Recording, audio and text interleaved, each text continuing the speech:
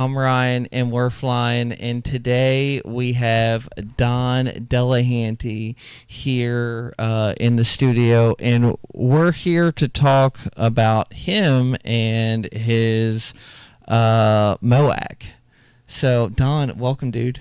Thank you, Ryan. I appreciate you inviting me. So, with the microphone, yeah, we'll probably try to keep it kind of like 6 inches is how Okay. I have our level set. Sure. So, Sure. and I don't really do all the headphones thing. Okay. I mean, we fly with headphones. Right. They're not always the most comfortable thing in the world. No, they're not. Not at all. So, Right. so yeah. So, well, welcome. You just got done with your annual, and how was that? I did. This is my first annual conditional inspection because it's a experimental aircraft, and I initially wanted to do this conditional inspection with Legend because it would be my first time, and I wanted to come down and learn how to do it so I could do it in the future. And after the second day, I realized it's probably even after the first day, I realized I just want to keep coming back every year to do it with Legend because guys that work with like Ryan, um, we worked maybe a couple of days with it, and it was just a fantastic experience. He very patient, showed me a lot of things. I learned a lot of things, and I was realizing, yeah, I guess it was the first day I was realizing that I definitely should be coming back because so many things I learned, and you were helping me out with all this stuff, and very patient. Well, thank you, dude. I mean, the you built an incredible airplane, Oh, thanks. obviously, and so you have right now. If we were to go and power up your G3X, what how many hours do you have? 228.9 hours. 228.9. Now, is that airframe or on the That's tack? that's airframe total. On the engine, I have 197 hours Okay, so 197 hours. on the engine. Correct. Okay, and so you're running behind the Titan. It's like a Titan. It's if you take the Titan IO 370 Okay, and you port it out, okay, it becomes an IO 375, and that's what Aerosport out of British Columbia. okay. And so when you say ported out, right? Just for people that like, if they're scrolling past this and they're like, oh, okay, well, he had his engine ported out or his engine's ported out. Well, what does that mean? So Aerosport, what they do is they take all the engine components and they go through everything and widen out the intake a little bit, clean up all the Okay, casting areas, polish them so you get better airflow okay, through those areas. okay. And it just increases the horsepower by a few horsepower. And Oh, really? Okay, because once they do that, they consider that, well, it's kind of a different engine. So that instead of calling it an IL 370, that's what it was born as, right. the work they put into it, they call it an IL 375. Okay, so it's And an IO 375. 75, yeah. And it's Okay. 195 horsepower, fuel injected. Okay, so fuel injected and 195 Right. horsepower. And it bench tested at, or dynoed, I should say, at just over 207 horsepower. And so is that you guys did what some people call the pull test? We never did a full pull test. What they did is after we built the engine, they have an engine room that they put it on, Okay. put it in, and they run it up, and they just dyno it, Oh, and they okay. can tell from there exactly what it is. Okay, But so they I've hook never up a done, bunch of stuff to the engine and yeah, then okay. yeah, just strictly with the engine. That's all they did there Okay. at Aerosport was just work with the engine. And that's it. And then what's your RPM? Is it normally what you would see Yeah, that's out of normal. a regular Yeah, out of a Lycoming? yeah, absolutely. It idles 750, plus or minus. I guess it's 50 RPM, and then it redlines at 2,700 RPM. And I heard it today when you Yeah, were running up. It has kind of like a Harley sound to it it. does. And that engine matches the color of your airplane. Yeah. It's so crazy how it's like if you were just to hear that, right, and then to see, and somebody were to tell you, what do you think that airplane looks like, right? Yeah. And then they see your airplane and it's like, oh well, that makes sense. Oh, Yeah, for sure. really? It has like, I mean, your airplane has the belly pod too. Yeah. That takes a lot to grow on people. You think? Really? Well, because it's non-traditional. True. Yeah. Well, the whole look at the plane, the color. It's not traditional. Well, yeah. I mean the mat. So tell me a little bit about the paint. What made you go with that particular paint scheme? Right. So I've flown Cubs up in Alaska a lot, Okay. and I see a lot of black painted Cubs, and I just thought they stood out. They were cool. You know, some people are very traditional. They want the yellow Cub. Right. Got to be yellow. Well, there's thousands of yellow Cubs, which are great, Right. but the black ones that I saw up there, they just stood out, and it looked cool. It looked badass, Right. and that's where I got the idea of having a black plane. I just thought they were really cool. I saw some with completely black, and on the tail they would have a silhouette of a doll sheep head Sure. on there in white, and it Sure. just popped, things like that. So those kind of things were in the back of my mind, and I said I wanted to have a black plane, but I also wanted to kind of bring back the old, like the World War II stuff where they would have names on their airplanes. Sure. That Sure. was Glenn, Yeah. You know, famous Fifi and all that kind of stuff. Yeah. Absolutely. And I figured, well, I'm going to paint it black. And I grew up in the 60s and 70s. And there's a Ram Jam song called Old Black Betty. Oh well. Sure. Yeah. Yeah. Everybody's familiar with that song. So as soon as that song popped into my head, I decided that's going to be your name, Black Betty. And so,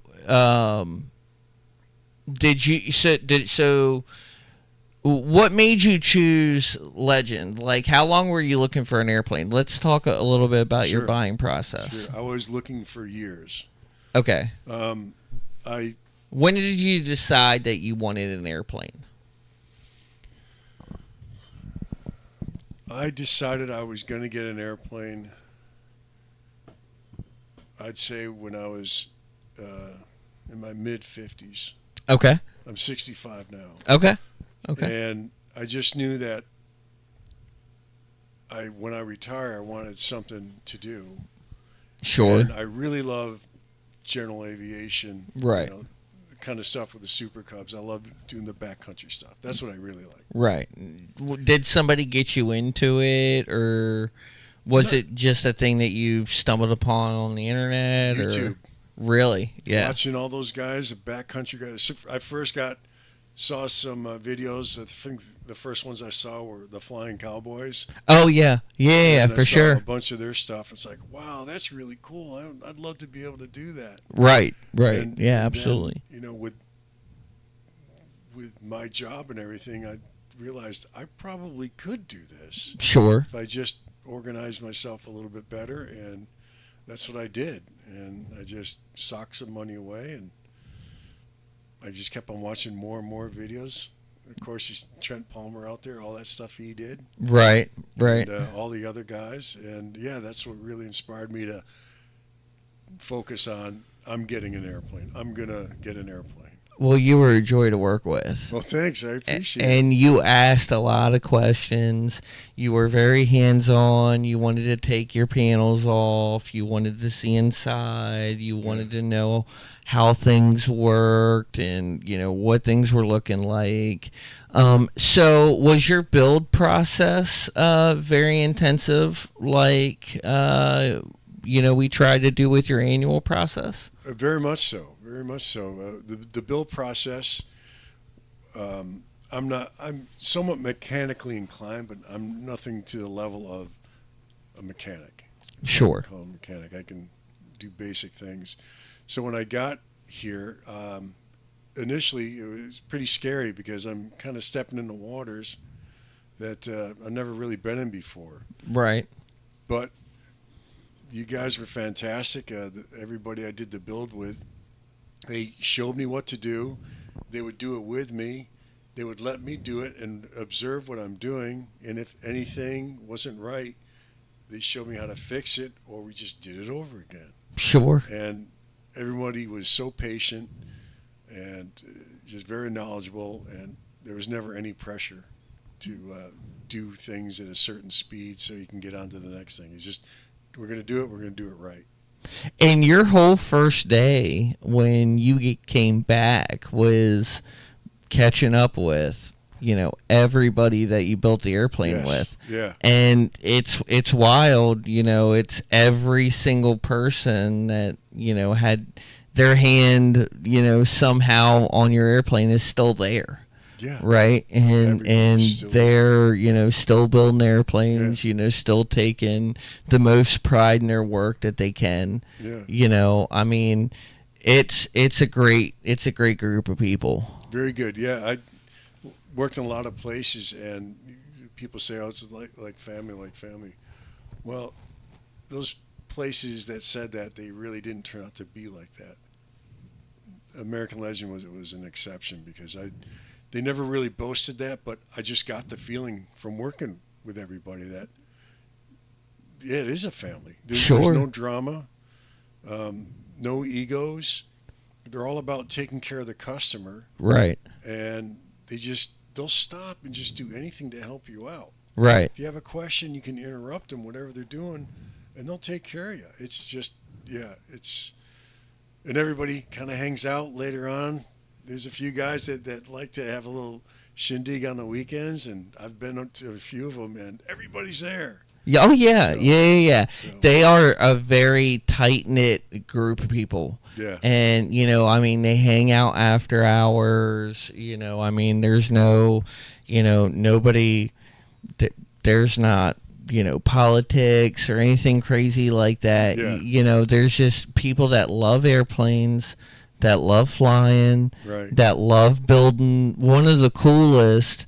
I think, and that's why I decided to go up there, and why I decided to move from where I was at, up to here, and take this opportunity is because, it's a superior product. There's a ton of Cubs out on the market. Right.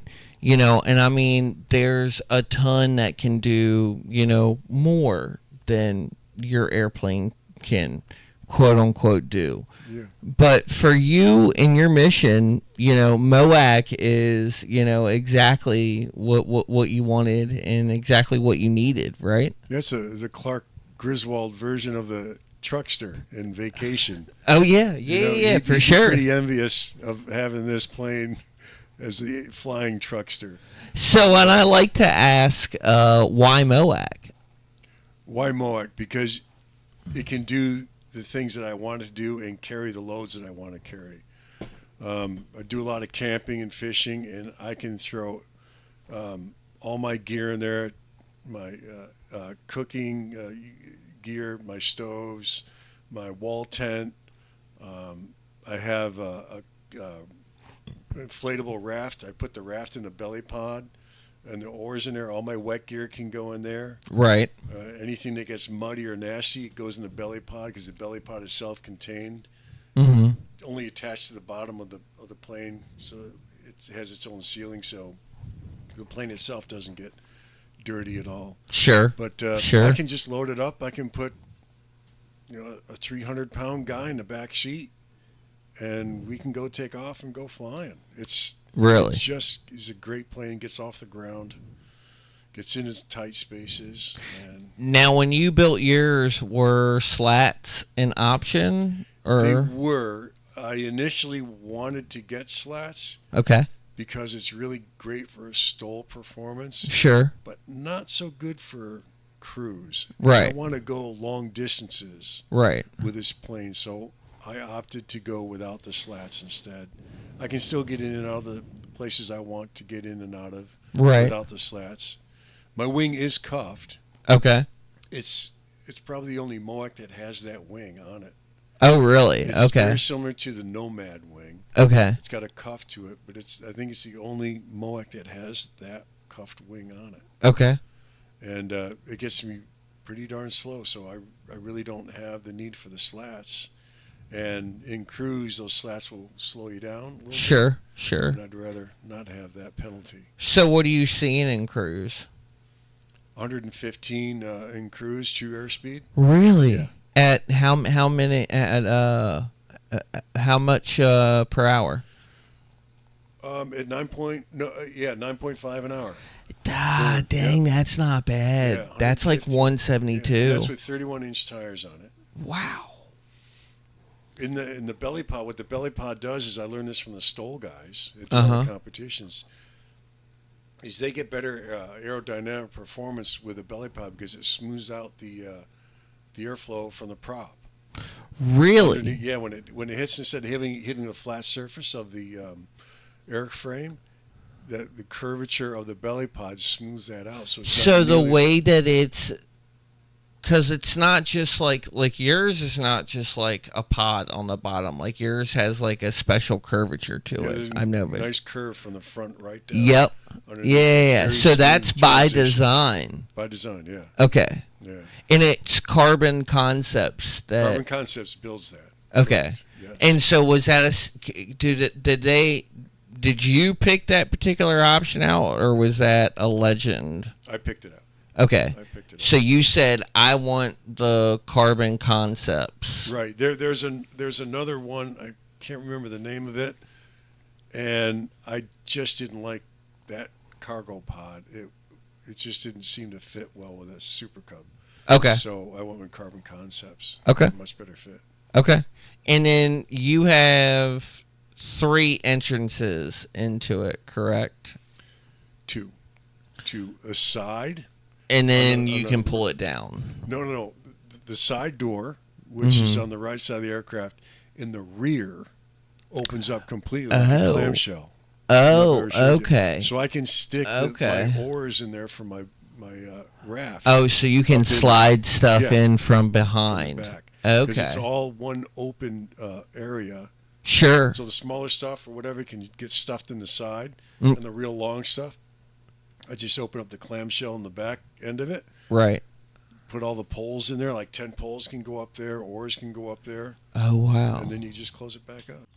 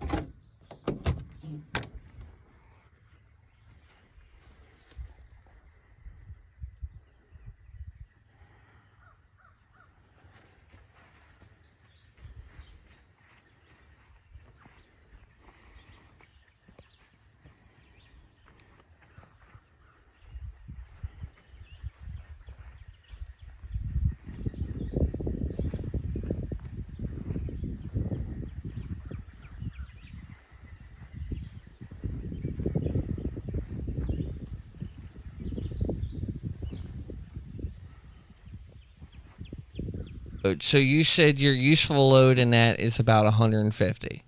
Inside the belly, the cargo pod. Yep. Okay. Absolutely. Okay. And then, so do you keep the cargo pod on the airplane the entire time, or? I do. I can remove it. It's completely removable. Right. If I want to, but I got that, or I built that plane so I could put cargo in it and go places. Right. So, right. Yeah, So when you're flying the airplane, that's got at least something in it. Yeah, if I'm going camping, right, for sure. But if I'm out for like the day or something like that, no, there won't be anything in it. Okay. Yeah. Okay. Yeah. And how often do you take the airplane out for just like a day trip? Well, currently my work schedule allows me to do that often. I would say twice a week. Okay. Yeah. Okay. So then you're pretty consistent with it. Yeah. Yeah. Okay. Yeah. I put quite a few hours on the plane in Right. a short amount of time I've had it. Right. So, because I love to use it. Now, has that been going like back and forth to places? Yes. Okay. Yeah. So, when I finished building it in June of 2025, I flew it back to Ohio. And then a few months later, I flew it from Ohio to the Ozarks, did some camping there, Okay. came back here to Sulphur Springs, Okay. hung out with everybody, took a bunch of people out flying, and then left Sulphur Springs and flew it to New Mexico to visit my brother in Albuquerque. Okay. And from there, I flew it all the way over to Virginia. Really? Yeah. Yeah. Where at in Virginia? Right outside of Roanoke. My sister lives there, and that's who I went to go visit. Let's see. What's outside of Roanoke? Lexington? I'm not sure. So was it by the college or No. on the other side? Well, it actually was. Okay. It was just west of the college. Yeah. Okay. Yeah. Okay. And Okay. when I was there, I visited her for a few days. I took her and her husband up, flying around. They loved it. Really? And, So how far was that leg? oh my gosh. I don't know. It had to have been about at least 800 miles. Really? Yeah. From New Mexico to Virginia. Yeah. And so you just At least. bounced and you hopped? Yeah. Just fuel stop after fuel stop. After Fuel stop after fuel stop? Yeah. How much is your airplane usually? Like, has it when you're at the pump and you're sitting there and you're looking at your card and you're like, okay, well this thing's eating. You know, if you got to look at that, you shouldn't be doing it. Well, for sure. I mean, okay, obviously, I Right. get that, but for the guy that that's sitting there going, okay, well, they're talking about the great flight characteristics of the airplane. They're talking Yeah. about how capable the airplane is, but I really want to know, like, what's this airplane going to set me back when I'm pushing it, when I'm using it, Right. when I'm doing, from what I've seen, you have put from those who I've been lucky enough to talk to, you've put the most hours on your airplane, and kind of a short period of time, like Yeah. you have said. So, what are you seeing at the pump? Filling it up. Yeah. I have 48 gallons Okay. of two 24-gallon tanks. Okay. 48 total. Depending on fuel prices, I'm looking at like 136, Oh, that's not bad. 140. So that's from zero to the sky, right? Yeah. Okay. Yep. Okay. So, and if I do like two fuel stops, I did two fuel stops coming down from Ohio to here. So, and of course I was landing with probably 12 gallons in the tanks Right. and just topping. So the fuel cost then is, of course, fuel prices vary, but it's about, I'd say it's about 120 or something like that with the fuel remaining in the tanks. For sure. Yeah. For sure. Yeah. Wow. Okay. So, and you're seeing that's about 9.5. I get in cruise Mhm. 9.5 gallons burn per hour. Okay. And that's So- going true airspeed 115-ish true airspeed. And anywhere from 65% power up to 75% power. That's And then what are you seeing on your manifolds when you have, what's your setting?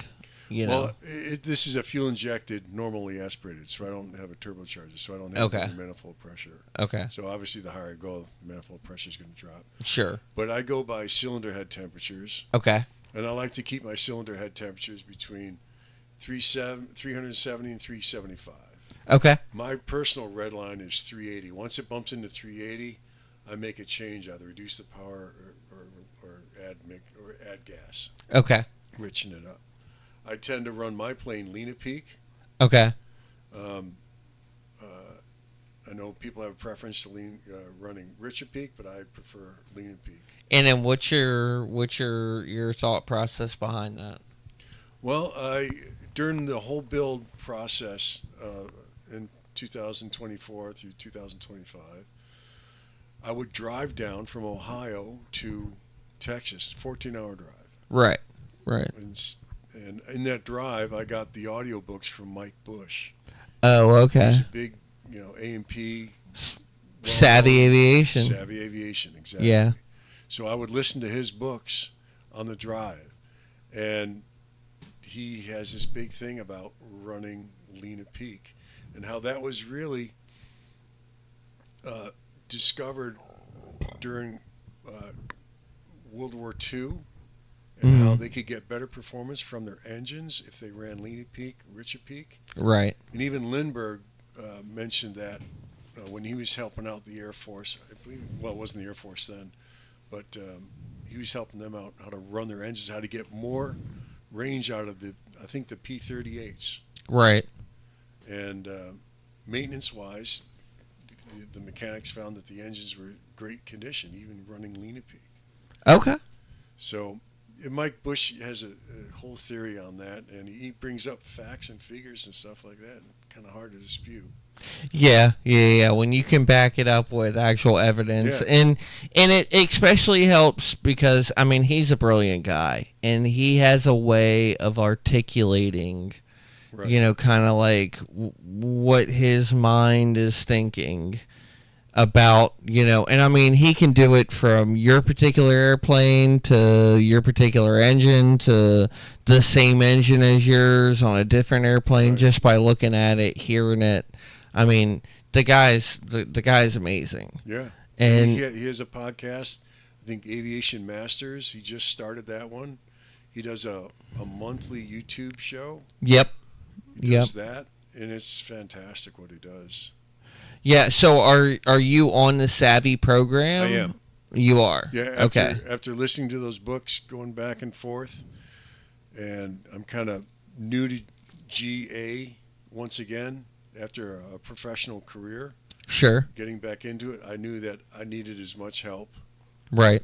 so I signed up. I think not the basic, but I think there's 4 tiers. I'm on the second tier up Okay. of the program, and any issues that I've had or questions that I've had about this, that, I let them know about it, and they get back to me right away. Sure. So it's been great.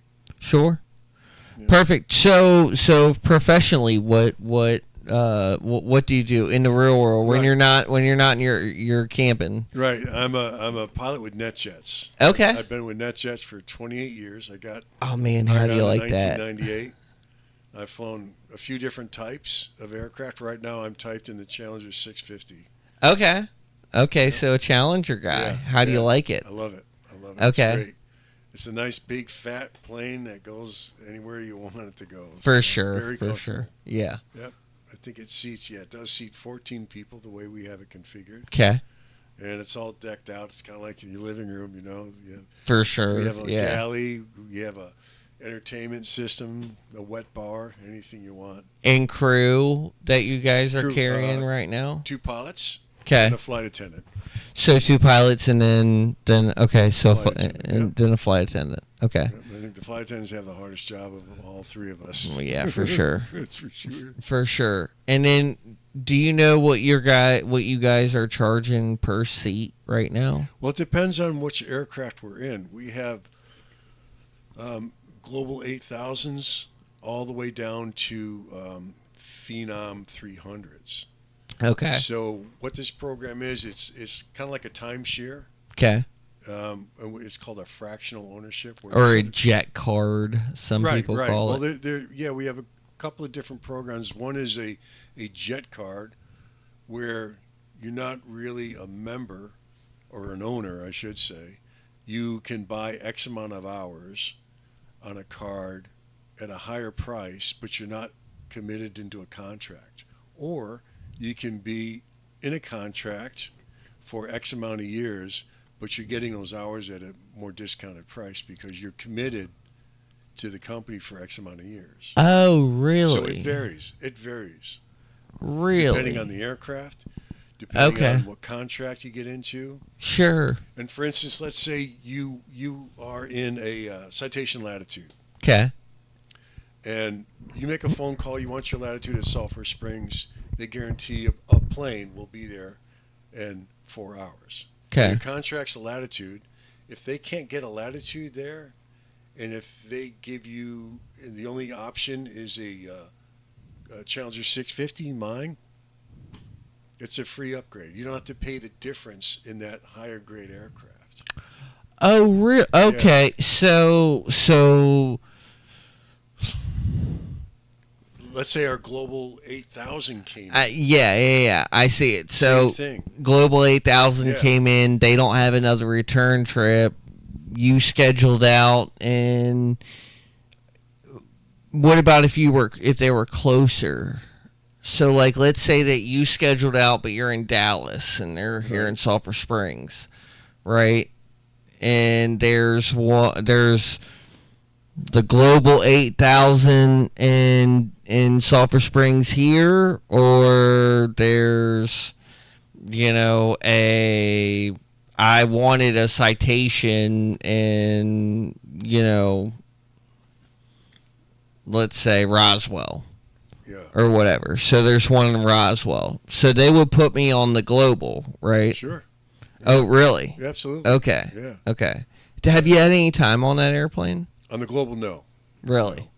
It's something I could bid and get into right now, but it does a lot of long haul trips right now. So like to Europe, over, over the poles and stuff like yeah, that. yeah. And Europe has a regulation where any pilot 65 years or older not allowed in, can't pilot in an aircraft. Really? I'm Okay. 65. Okay. So that So, cuts me out. I could still fly the Global, but I'd only be domestic right. or into Asia. They don't have that requirement anymore. Some places in South America, but I can see in the future where a lot of countries are going to adopt that. If you're 65 or older, you can't pilot an aircraft in there. Right. Right. So I'm just sticking on this Global or on the Challenger 650. It's a great plane. People love it. Right. And What has been some of your challenges with it? Not to Yeah. throw out a bad pun. It's not so much I don't really have issues with the aircraft at all. It's a solid performing aircraft. It's just mostly dealing with weather and ATC. Sure. But every airline has that issue. Well, yeah, and I mean in ATCs, they're getting a lot better about working with people and being more patient and being more there. I've noticed in some of the recent years that they're better about talking to you about things. Yeah. And they're better more about being on a personal level with you and not just robotic like Well, it depends. rapid If fire. you're up in the New York airspace, it's a whole nother Well, I mean, story. those people are robotic anyways. Yeah. I mean, I grew up around that area, and I know the whole airspace. That New York Center from the top of, I mean, even D.C. was the worst. Yeah. The 8 is before they change it to the procedures that, so like when I first started flight training, and I took my first loggable hour in Leesburg, Virginia, Yeah. which is 7.5 miles or something crazy from Dulles. Okay. So I mean, we are right in that area. Yeah. For you to get out of that airport legally, mind you, when you showed up to that airport, you had to walk into the flight service station. You had to hit a button. You had to pick up a phone. They had to buzz you in. Really? Then you had to file an outbound flight plan. Did you really? Oh yeah. And if you were flight training, you had to file an outbound flight plan and an inbound flight plan. Oh my gosh. So you had to go, and The flight plan you're filing is the flight plan you're following. No deviations. No deviations. You had better filed the right way. Oh my gosh. And you better know what point, if you're a student pilot, you're going to a practice area. Well, practice area has many different points. You can't file to just the practice area. You're going to a point. Like, you're filing something out there. There is something that has 5 letters back behind it that is identifiable that you're going to. Uh-huh. Yeah. You've got 5.5 minutes too. 5.5 minutes? On the outbound and the inbound on your time. Oh, really? Oh, yeah. That tight? Wow. Yeah. So, now, I was around in 2008. They changed all that. Okay. So they got put on what's called the duet system. So the digital uniform, right, air traffic response, whatever the hell it stands for. And then, so basically, you could get online and you could file your whole flight plan, and then on the map, it's weird. People won't understand what we're talking about, but there are these gates, right? So there are these points on the map. And it basically, like, if you're looking at the map and you're looking at Virginia, and then you're looking at the D.C. area, it's got sections. And each section has, like, a landmark around. And that landmark is a gate. And that gate is listed on your outbound, like, your instructions on how you file it. They make you, if you're going to fly in airspace, you have to be rated for that airspace. Seriously? Oh, yeah. Wow. So you get signed up by a CFI to fly through that? No. So basically, you go online, you take a SFRA test. Really? Yeah. Okay. Basically saying you know how the CIFRA works. Have you guys had to do that? No, because when we fly, we're all on instrument flight plans. So this is all like GA stuff that we never have to deal with. So you guys aren't considered GA, though? No. So you're 23. We're part 91K and 135. Okay. And then, so explain the 91K. 91K is very similar to 91. However, they have instituted stricter requirements for the pilots and the companies working with the pilots. For instance, rest rules are very strict with 91K. There are no rest rules in 91. Okay. And we used to be a 91 company, and we could go to bed at 10 o'clock, and at 12:01 they're calling you saying, hey, we got a flight for you in an hour, be at the airport. So you only had 2 hours of sleep. With 91K, the FAA said, no, you can't do that. You need to, when you turn them off, it's mandatory 10 hours rest. So it's 10, not the 8 that people think it is. Correct. It's 10 hours rest. So it's 14 on, 10 off. So 14 on, 10 off. 4 hours right there. And so you're paid for that entire 14 or salaried? We have a salary. We have a salary. And with us right now, with NetJets, there's a bonus if you work above a certain amount of hours. Or you fly above a certain amount of hours. Okay. So and there's also 5 different schedules you can choose from. Okay. From the high-end schedule where you're working, I think, 18 days a month. Okay. To a low-end schedule that you're working, I think, 13 days a month. Okay. And, of course, your pay changes. Right, sure. Yeah, the more you work, the more you get paid, obviously. Right. So, but those rest rules still apply no matter what schedule you're in. Right. So that's 91K. It's pretty much about a crew rest. And is that the only difference? Training. Okay. the way we do our training, the FAA came in and said, they wanted certain things to be done during 91K that 91 really, there wasn't much guidance with that. Okay, Basically. and so what do you mean? Our simulator training, very structured, ground school, recurrent training, specifically recurrent training. They want you doing X amount of hours in the simulator, X amount of hours in the classroom. Did they raise it or lower it? They raised it. Okay, from what to what? It's been so many years. Or does it go up at each year? No, it stays the same. Okay. Each year it's mandatory that they change the syllabus. Okay. So you're not repeating the same stuff over and over again. Before we would go in, do steep turns, do stalls, do approach to minimums, do V1 cuts, that kind of stuff. Right. And it was just routine. It was the same thing, repetitive. But now the FAA with 91K is they said, no, that's fine, but the next time around they have to do something different. The next time around they have to do something different. Oh, so they instituted that type of training requirement too. Okay. Right.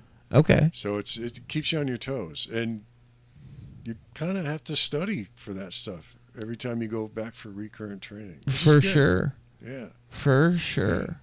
Some of the people who think they're just going to get by on their experience, they kind of find out the hard way that maybe they should have opened up the books. Right. Yeah. So, do you notice when you're flying? So, you're hand flying your airplane more than you're using your autopilot, obviously. My Cub? Yeah. Okay, not the Challenger. Yeah. So my Cub, I like to hand fly it. But when I do really long trips, I like to have the autopilot on. For sure. And nobody, I'm not of the school that autopilot is for quitters or any of that stuff like people have out there. I know those diehard, stick and rudder guys that fly with a marble hanging out of their mouth and they're like, I'm a pilot. I've been flying for 50 years. Blah blah blah. Right. Hit the button, man. Right. Flight director, nav, IAS, know. Well, those are the guys, they got great skills and everything, but they become complacent. And for sure. They're not open to learning new things. And technology has moved into aviation so fast over the last 20 years, it blows my mind how fast it's come in. I knew a guy that owned a flight school, and he had just bought 2 new airplanes, had never even seen the inside of the airplanes. Walks out to the airplanes and goes, I can't fly that airplane. And everybody went, this is like 2009, 2010, had G1000 in it, and he had never seen one. Oh my gosh, that's ridiculous. And they went, bad news, boss, you own these. And he goes, I didn't know I bought, are these, are the logbooks good on it? Are these experimental? He had no idea that. How was he completely out of the loop? I mean, guys, when they have, more dollars and cents, huh? More, exactly. That's true. And so they showed him how it all worked and everything, and he was, it grew on him. I still don't think, he's more than happy to stick to get that airplane to a student that has, 15 hours and goes, here, figure it out. The POH is behind your seat. Yeah. I mean, he not wrong. Not wrong, but that's not how you want to keep customers. No, but you won't get any. That's the problem with aviation nowadays. That's what they've done. Well, a lot of times these students will come in after they've grown up on Microsoft simulators, and they'll look at that thing and say, yeah, no problem. And they'll know more about it than the guy that has bought that equipment who I'm is glad complacent. that now that's what I'm starting to see. Yeah. And especially in this market, the experimental market where, you know, you're not worried about the certificate. You're not worried about what you're flying. You. So how did you go about getting your training? Like, what was your training like? I went to I got started late in aviation. I didn't get have my first airplane flight until I was 30 years old. Really, 30 years old? 30 years old. That was 35 years ago. Was that just kind of like a thing where it's like, oh, this I'm gonna try as a hobby? No, I was in another profession, and it came, and I always wanted to fly, but this other profession, it was just the opposite of that. And I came to a point in my life where I got to make a decision. Am I going to stay in this profession or see if flying's for me? Okay. So I took a introductory flight, and that's when I said flying's. I got to do the flying thing. Really? So Just I went down to your local airport and I went to get the introductory flight there, and then once I realized two things. One, I wanted to do it, and two, I'm 30 years old. I'm a late bloomer with aviation, so I need a boot camp to go to. And I went to Flight Safety Academy in Vero Beach, Florida, okay. and that was the boot camp I was looking for. Unfortunately, they don't exist anymore, but I ran through their 141 training program and became a CFI there and became an assistant chief pilot before I left to work with what was called Executive Jet then. Was that exec jet? Exec Jet. Okay. Exec Jet. And then so how long from the time that you did your discovery to the time that you were going to exec jet? 9 years. 9. 9 years. Okay. Took me And 9 then years. so your initial ratings, like how long did it take you to pump through those? I had, I think, up through CFI in a year. Oh yeah, that's pretty standard. Yeah. So, Yeah. plus, I also, when I was going through school, I was also working odd jobs to get myself through school. I was a waiter. I did lawn care service. I did whatever I had to do to pay the bills. So. Sure. What were they giving you for flight instructor back? We were making nothing. That was in the early 90s. So we're talking 90, 91, 92, and so on, up to 98. I was probably making $15,000 a year. Oh wow. Yeah. That's why I had the Back waiter job. then. Back then, in the 90s, yeah. Yeah, you had to have other jobs. I had to. Yeah. And then so were you sporadically flying once you were instructing, or were you? When I wasn't instructing with flight safety, there were a couple other airports that I was my own independent contractor, pretty much, where I would instruct as well and earn money through that. And then so you were just 1099 yourself. And, yeah. I mean, I would. There were days that I would only eat one meal because that's all I could afford. For sure. Yeah. So the ramen diet. Has been there, yeah. Yeah. But the bad weather days, I just would stay in bed because I knew if I got up, I would have to eat breakfast, and I couldn't afford to eat breakfast.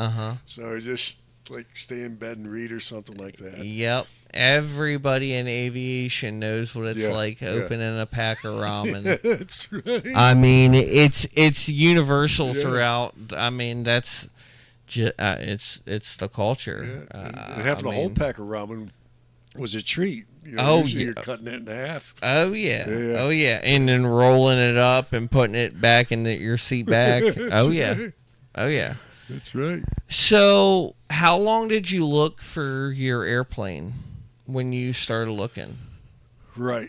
The airplane I currently have, the Black Betty? Yeah, Black Betty. Right. So, I have friends up in Alaska that fly Cubs. Okay. And I would go up there and fly cubs with them, and I would see all these black cubs, and they were just beautiful planes. I thought they were so unique and so cool. So that kind of put the bug in my head about getting my own airplane. So that was, I'd say, 10 years ago that I wanted to do it, and I knew how much they were, how much they cost, and I saw that I could go cheaper, not a cheaper aircraft, but I wouldn't have to spend as much money if I went with something like a Highlander. But a Highlander wouldn't do what I want to do. Like they don't use Highlanders as bush planes up there, and that's what I wanted. Right, right. So it was probably a 10-year process from the time I decided I wanted to have my own aircraft to the time I had it. But in that time, I built this plane in my head for years and years and years. And I used to, I'm originally from the East Coast, and I live in Ohio, and I would go home to the East Coast, drive home, back and forth, and I would build this plane in my head as I'm driving. Instead of having the radio on, it would just be silence, but I would be in my head building this plane, what I want, what I don't want, what I want, what I don't want. This is good, take that out. So I built the plane in my head for probably 5 years. Really? And the Highlander, as much as I like that, it just didn't fit the bill. Right. And then I went with another Cub, or a company that makes Cub-like aircraft. And I didn't like their product. I flew two of their Cub types, and the fit and finish was terrible on them. And they're a really big company, and their attitude towards you was just not good. I didn't think. And then I bet I know the company you're talking about. Yeah. CC. Mm-hmm. Yeah. Yeah. Let me carbon copy you. There you go. Uh-huh. There you go. And the way they had their plane set up for carrying cargo and stuff like that, or the stuff I wanted to do, all I got from them was, no, we can't do that. You get it like this. No, you can't do that. We get it like this. Well, yeah, because it required them to go back and change their design or go back and, they weren't really looking at the customization aspect. And that's what Legend basically says, okay, well, it's going to take this amount of time, but we can do it. Right. I mean, look, there's a MOAC now out there with bike mounts. Yeah. I mean, isn't that thing cool? Very cool. I got some great pictures of that. We did Did he tell you how that thing flies? Kind of a nose up pitch attitude. Yeah, weird, isn't it? Yeah. Yeah, the drag from that. You wouldn't think, but he said he didn't really notice that it you could tell they were there. Yeah. Right? But it wasn't like a conscious thing that he, it wasn't dragging him down and pulling him, towards the earth. He didn't. So it's kind of like, and those bikes I think are like 45 pounds a piece or something. Really? Yeah. The e-bikes, right? Yeah. Well, so they're pedal assist. Okay. But they're just as heavy as the smaller Sur-Ron. Oh, really? Or whatever. Yeah. I mean, it's the same. I wouldn't say the same frame, but they have a similar weight to them, or whatever. So I mean, that's fantastic that you can sling two of those. Now, I guess if you're a single guy, I have to buy two bikes, But if I'm spending MOAC money, let me tell you about that. I put a bike in my plane. I have a one of those fold-up bikes. So you fold in half. I think it's called a Rizzo. A Rizzo? Yeah, I believe that's the name of it. And it folds up in half. And I put it in there. I left Columbus, Ohio, and got up to Put-in Bay, which is in Lake Erie, and take out the bike and just start tooling around town. Is it electric? No, just a regular pedal. Oh, it's just pedal? Like 8 gears on it. Yeah, I can get the foldable bike the way Darren designed the inside structure. Is you can get that bike right up in there, and with that turtle deck he has on the back Hmm. of the Moax, you can access all kinds of gear through that. You know, it's not like the old Cubs where you just have that smaller little baggage door at the bottom. Right. He's got the back turtle deck probably 2.5 feet, maybe Right. it's more. That Right. just opens up, and you can go right down in. Okay. I know the other Cub company that makes it. They just put this little tiny door up there to try to get in, and it's just Well, and I mean, you're not going to fit anything big and no long, and then you're going to have to. So like in the other right. airplane, do you have to duck around structure? Yes, So yeah. So yeah, what are we doing? The door. It's like this bit. yeah, I mean, my iPad's bigger than that. yeah, I can't hold my iPad up to it and put my iPad inside yeah. there. With that, I had to You have to turn my turn it aside and iPad. get through. Yeah, absolutely. Like, what are we Yeah, doing? yeah. You could fit in the way Darren designed the turtle deck on the Mohawk. You can put a decent sized TV through there if you Oh, want for to. Yeah, sure. yeah. For sure. He designed that for a litter, I think. Yeah, that was Right? originally the concept. Is his first one was much longer. It was like 5 feet long Right, right. because he was designing that for a litter, and then he just shortened it up to what he currently does on the Nomads, on the Moax. Right. Everybody's getting them. Yeah, Yeah, everybody's getting Darren's the putting same them in kind every. of thing. Yeah, The difference is the latches. yeah, yeah. Yeah, that's a different like Right. how it latches. I think mine was the last airplane that had the old standard Super Cub yeah. turn. I Yeah, forget the name of those. the South codes or the Is that what they quarter are? the Yeah, little quarter quarter turn things. turns. Now everything's Yeah. all those little push snaps, Yeah. Yeah. which are fantastic. Which Yeah, are really great. they look great. Yeah, And people haven't reported, really any issues with them. that's good. They're holding up. And it's weird the way that they come up.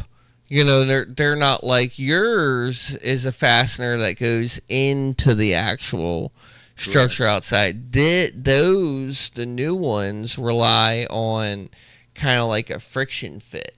Oh, really? Yeah. Okay. So the way that they work is you push it back and then it pushes the like a little latch back Oh, okay. so that you can release I and can then see lift that. up. Yeah. Do those have to be adjusted for tightness? I mean, they have to be precise. Let me put it to you this way: they have to be put on precisely. And you be the man to do it.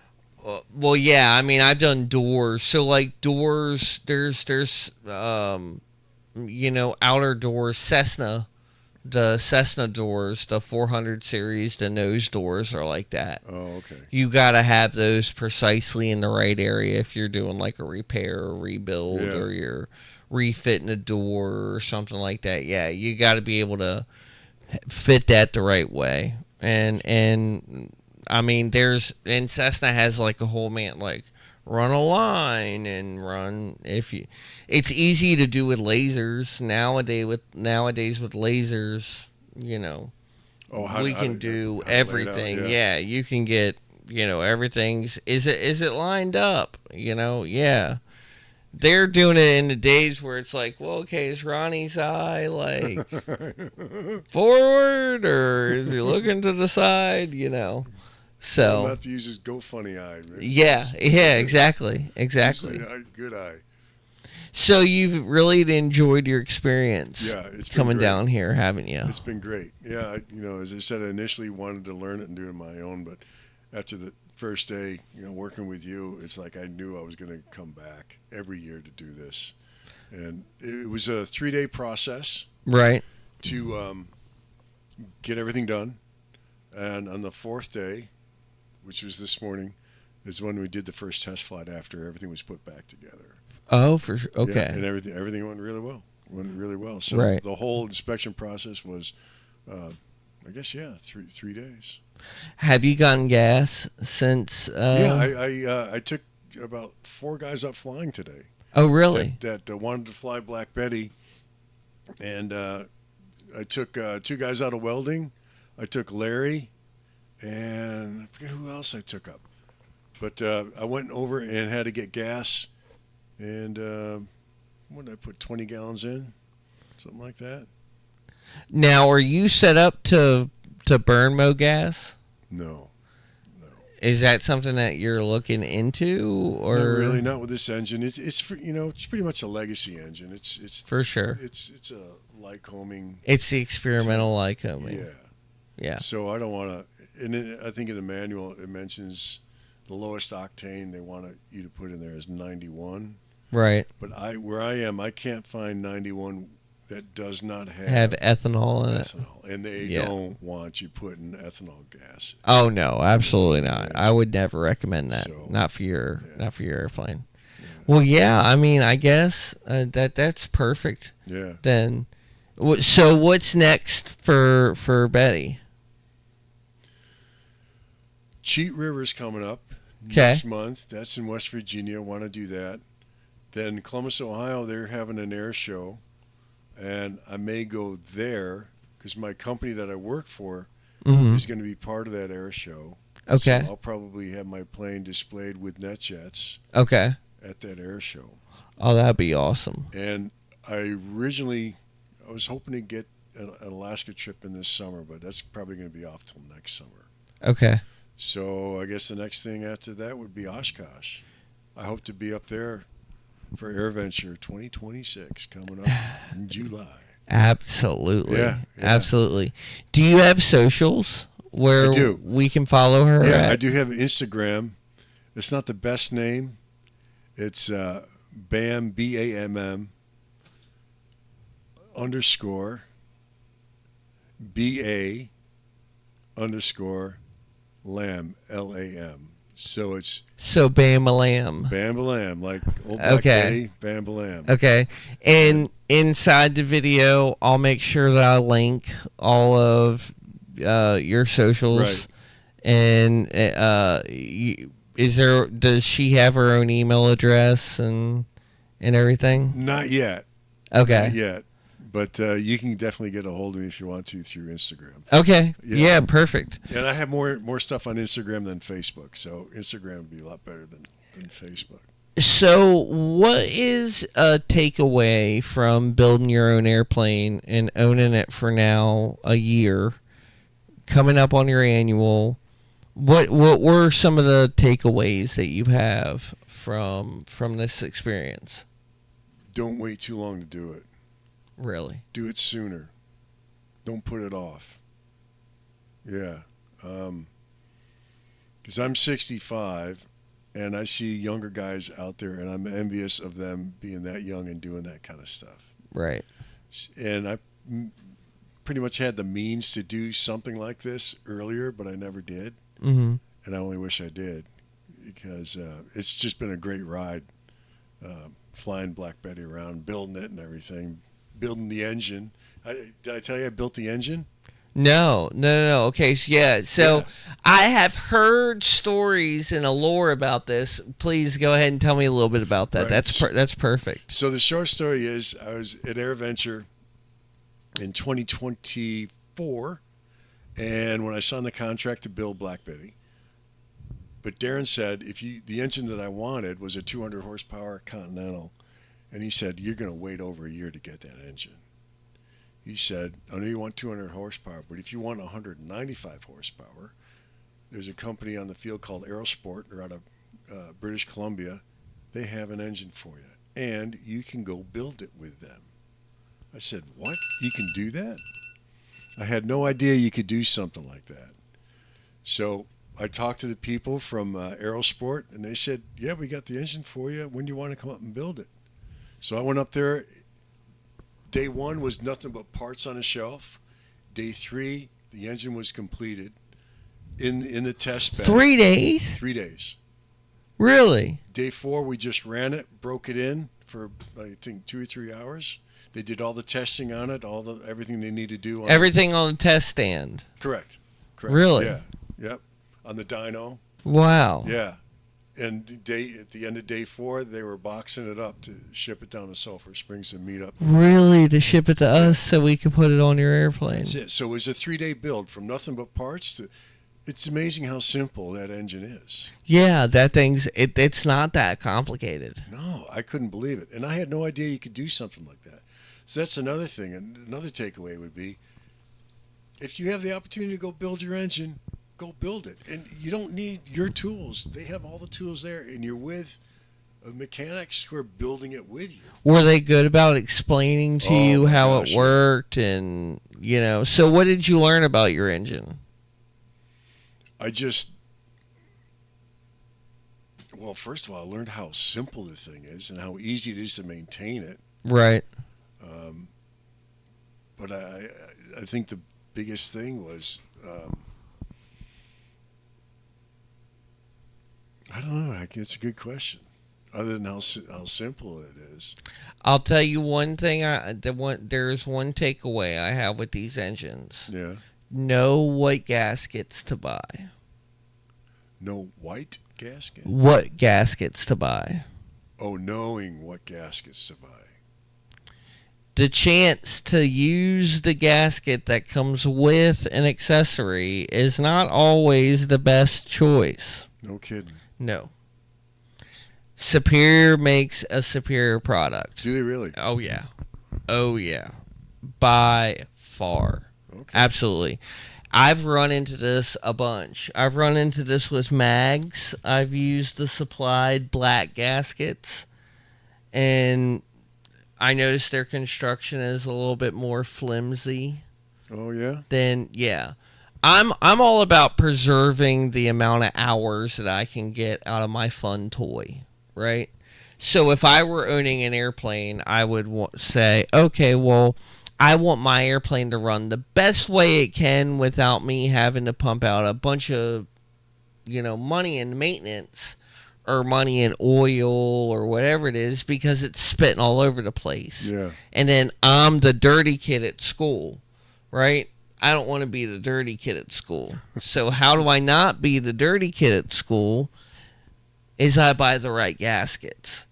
Gotcha. So if I have an engine, every single gasket I have, I'm going to make sure that it's either silicone or it's that superior, it's that colored. I'll never have anything that's that old flimsy, that black, what I call shelf stock gasket. Okay. Yeah. Well, Yeah. I didn't know that. That's good to know. Superior. And they're $1.15, right? Right. You're looking at the product and their thing on Spruce says, oh, it comes with the gasket. It comes with the kit. Yeah. It's like, okay, well, how much thought did they put in that gasket?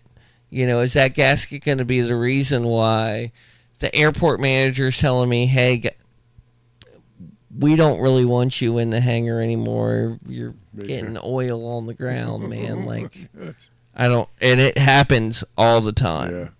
I mean, I have been told, hey, you got to go tell somebody, you got to go pull their airplane out and tell them they can't have their airplane in here anymore because they're getting oil on my floor. And I'm like, it has oil in it. It's going to leak. Like, what do you want me to do, bud? Engines do that. Yeah. Airplane engines. Exactly. But yeah, so just having that and it's wild. I didn't know. I'm learning now, from you today that building your engine yourself was like an option. Nobody knows about it. And I wish Aerosport would. And how promote did that you more. find out about it? Was that just a Darren saying, "Hey, I know about this engine"? Yeah, he because the engine I wanted, Well, yeah, as I of said, course. wasn't available. Well, it was, but I'd have to wait over a year. Didn't want to do that. Right. I'm not 30 years old. I'm a 60-something year. What old man. engine did you want? I think it was the Titan. The Continental Titan? Yeah, Okay. it was 200 horsepower Right. or 205 or something like that. 200, at least 200. Right. And I thought it was a good fit, and Darren said it's going to be well over a year to get that. Oh, We're just okay. not going to do it. Right. And I didn't want to wait, so that's when he told me if you want to go down on 195 horsepower, you can have that today. And I said, and I wrote a check for that engine right there, just so no one would take it. Right. Right. I wanted that engine. So you were at Oshkosh? This was at Oshkosh in 2024. Okay. Yeah, that's when I finally pulled the trigger to build the Black Betty. Oh, okay, okay. Yeah. So did you do all the paperwork like there? Yeah, with Darren for the contract, signed the contract, and he was telling me about the engine, and I didn't. There was no deposit for American Legend at the time. Right, right. But I wanted to make sure that I had that engine and no one took it from me, so I wrote them a check for the. Aerosport came over to see Darren. Oh, okay. Because Darren told me there's somebody here that wants your engine. They came over and they told me about it, so I just wrote them a check. It's like, and they said, we'll see you in October. And this was July is Oshkosh. In October, right. I flew up to British Columbia to build the engine. Oh, that's awesome. Yeah, in 3 days. 3 days, and it was like walking into an operating room at their shop. Really, it was spick and span. I worked with one A&P, and we'd have like so many different stages we get to where we got to that stage, he would call in an inspector who was never in the same room as we were. He was off in another part of the building. So he never saw what we ever did. He would come in, fresh eyes, looking at everything, say if this looks good, he'd sign his little thing, or he'd cut like some safety wires to do the safety wire over again, that kind of thing. And we'd redo it right in front of him to make sure it worked. And, yeah. So there are multiple steps along the way where that inspector was called in to check our work. Really? Yeah, and every week the inspector would come in and calibrate all of the mechanics' tools that needed to be calibrated, like scales. Oh, really? He'd take out his little gram weights and make sure that 1 gram was 1 gram or 5 grams was 5 grams. Really? Yeah. Or the micrometers, whatever. Had the gauge block and everything that you're checking on. Okay. Every week he would do that with any tool that required it. Okay. Yeah. And it was an operating room I walked into. It was just an incredible process. Wow. Yeah, that's Aerosport. And that's in Kamloops, British Columbia. Kamloops, British. Camloops, Kamloops, British Columbia. Yep. And so, while you're building your airplane, what was some of your takeaways? Like, what were some of your highs and some of your lows?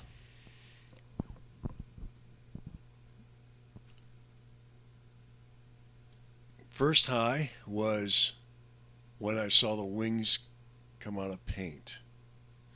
Oh, yeah. I kind of wanted to do the paint, but Ron, who's the best painter in the world, he said, "Oh, you can paint your own wings if you want, but then I'm going to have to go in and sand it all off and redo it." Yeah. Yeah. That's how good he is. Yeah. So I got the hint. Yeah, so he's amazing. Yeah, I just let him do it. So when I saw those wings come out that had Black Betty on the wings, it's like, oh my gosh. And then the next time was when we put that engine on the plane. Right. It's like, oh my gosh, this is really happening. Yeah. It's really yeah. happening.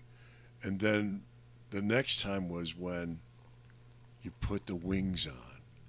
It's like, it's not just a bunch of metal sitting there with an engine on it. It's an airplane now. Yeah. It's got wings. It's got an engine. Uh-huh. And then from there, you do all the fit and finish, and the next thing you know, you're taken out for a test flight. And let me tell you, I have.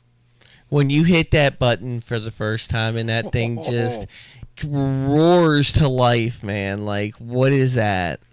Well, the first test flight I did, my legs were shaking. My knees were shaking. Really? Because I'm in this thing. I got to do the test flight, right? Yeah. I'm a test pilot. Oh, yeah. Yeah. Well, you built it. I know. It's like, oh my, I'm actually doing this. And everybody's inside working on other things. Like, anybody watch me? Or well, everybody's like, it's like, see ya. Hope it works. Yeah, they're like, you spend enough money, you know what you're doing. For you, but we got to go back to work. Yeah. So I have like 27,000 hours of flight time. Oh, well, yeah. But we'll look at what you have flight time on, too. 27 hours of cup time. Yeah. I'm out there, my legs are just shaking. I I wasn't scared. Oh, you got the flutters. Is that what you call it? Yeah. The flutters? Yeah. Oh yeah. Yeah. Yeah, that's what my dad used to call. So my dad had a thing. He would take like people up that didn't have, tail wheel time, Oh, yeah. and then he would, because he sprayed. Right. So He's an air tractor guy. yeah, he's looping and doing all that fun stuff. Yeah. And oh yeah, that was his big ordeal. Is he would say, oh yeah, so now this is cub time. Oh, Now you're getting into it. And that's the difference. I mean, obviously. Yeah. What you fly is what you're. But so you've been primarily right now into the Cubs, right? Yeah. That's the only thing you're flying. I love the Cub. For GA aircraft, that's the plane for me because I can take it to backcountry places. Like I'm going to go up to the Ozarks tomorrow. Right. Go camping out of there. And so are you going back to work? I'm on a leave of absence right now. Sure. But I hope. And we're not gonna. Okay. It's not a thing. So I'll be going back this summer. Okay. And once I go back, I got to shave all this off. Right. Yeah, but you're loving the mountain man right now, I aren't like you? the mountain man look. Yep. So that's going to be a little depressing for me, but at least I know when I finally do retire, what it's going to look like. Right. So taking off tomorrow morning and Yes. to the Ozarks. Yeah. I absolutely love it there. I discovered it coming down last November. Right. I've heard a lot about it, like Fly Oz, all those Fly Oz videos on YouTube. Oh yeah. I've seen him. Yep. And then just the RAF, the Recreational Airplane Foundation or something like that. They go in and they take these dilapidated old airstrips that may be getting bought or sold off to somebody who's going to build apartment complexes on them, and they buy them instead, put in facilities. Like Really? Oh yeah, build like gazebos, and I'll show you some pictures of it. But Oh, it's cool. The RAF, they do a fantastic job. They're all around the country, going to different places and helping out. It's all volunteer. Oh, that's perfect. People come in and they'll come in with brush hogs and clear everything out. Yeah. Cut out timber, tear up the old runway, make it and roll it out nice and smooth, that kind of stuff. So they did a lot of that with in the Ozarks. Okay. And there just seems like there's dozens and dozens of grass strips Oh yeah. of all different shapes and sizes. Yep. So, and the Ozarks are absolutely beautiful. They remind me of the Catskills back east. For sure. And some of the For Smokies sure. where I lived down in Ohio. Yeah, I have my experience with the Catskills. Okay. So yeah. Yeah. So and then what's next for you? Is there anything exciting on your on your radar?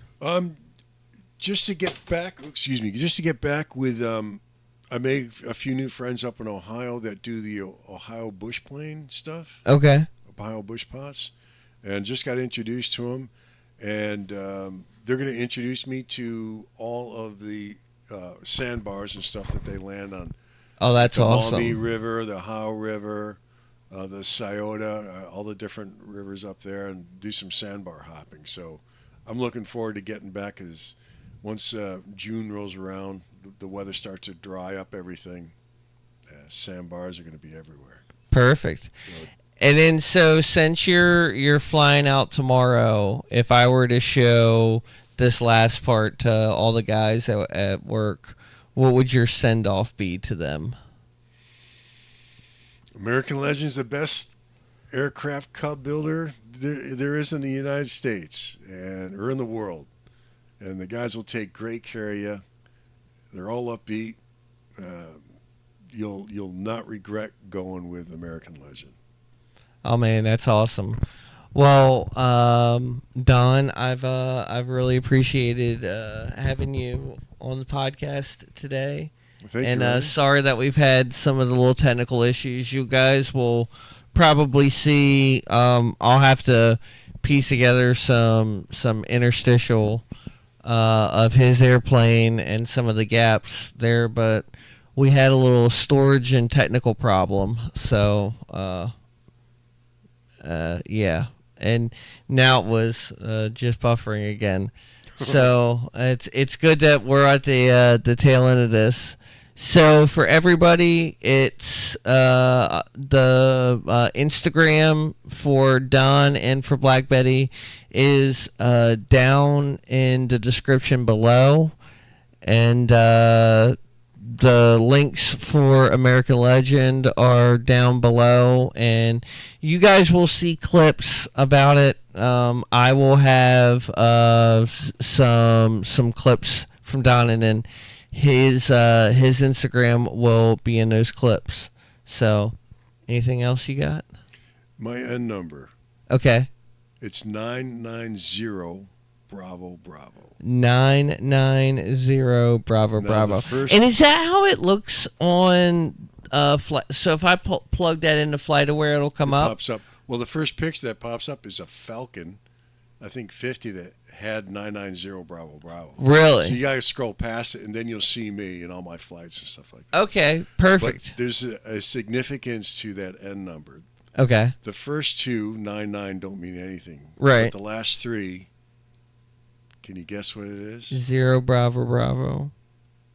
Bam a lamb. Think of the song. Black Betty. Bam a lamb. 0 Bravo OBB, Old Black Betty. Oh, but oh yeah. Yeah, Okay, that's I it. got it. OBB. OBB. Okay. All right, OBB. that makes a lot Yeah. of sense. I tried to get 77 or 76. I think it's 77 because that's when the song came out, 1977. Right. But somebody had 77, so I just came up with 9. Okay. Yeah. Yeah, perfect. 990 BB, so Old Black Betty. Awesome. Yeah. And when I check in with ATC, if I'm talking to the same guy a while, Uh-huh. instead of going, this is 990 Bravo Bravo, Uh-huh. I was going to say, this is 99 Old Black Betty. Oh yeah. Oh really? Come back and I say, what? Yeah, this is 990 Bravo Bravo. Oh yeah. Okay. We thought we heard you said something else. Oh yeah. Yeah, for sure. Yeah. For sure. So, would you recommend Legend? Without a doubt. They're the best. I've been through or looked at a lot of other companies and considered having a regular Cub, buying a Cub frame and having somebody help me build it, and it wasn't going to be what I wanted it to be. And Right. American Legend just said pretty much, yes, we can do that. So without doubt, without any question, there's absolutely no regrets with the aircraft I built. I highly recommend American Legend as your next aircraft build. Either the Nomad, the MOAC, or getting an AL3. Oh yeah, for sure. Yeah, For sure. Yeah. The old school, the Right. regular, the legacy. right. Well done. It Right. was a lot of fun having you, man. Well, thanks very much for the And invitation. I appreciate I being here. love your airplane, and I can't wait to get some of the stickers. Yeah, I got to get the stickers down to you. I will. All right. Well, guys, this has been the Flying with Ryan show. My name's Ryan, and we're flying. And go ahead, like the videos, do all that stuff, support, subscribe. I appreciate it. And we'll see you guys on the next one. See ya.